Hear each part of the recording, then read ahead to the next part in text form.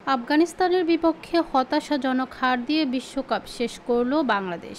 ২০ দল নিয়ে আয়োজিত এবারের বিশ্বকাপে রেকর্ড পরিমাণ প্রাইজ মানির ঘোষণা দিয়েছে আইসিসি।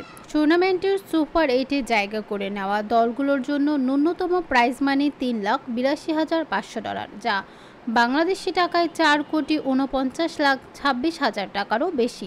সেই হিসেবে বিশ্বকাপের সুপার 8 থেকে বিদায় নেওয়ায় বাংলাদেশ শুধু প্রাইজ মানি হিসেবে এই পরিমাণ অর্থ পাচ্ছে।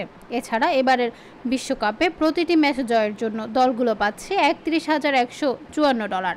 সেই হিসেবে ৩ ম্যাচ জেতা বাংলাদেশ পাচ্ছে $৯৩,৪৬২, যা বাংলাদেশি টাকায় ১,৯,৭৭,৬৫৩ টাকার সমান। সব মিলিয়ে বিশ্বকাপ থেকে বাংলাদেশের আয় $৪,৭৫,৯৬২ বা বাংলাদেশি মুদ্রায় ৫,৫৯,০০,০০০ টাকারও বেশি।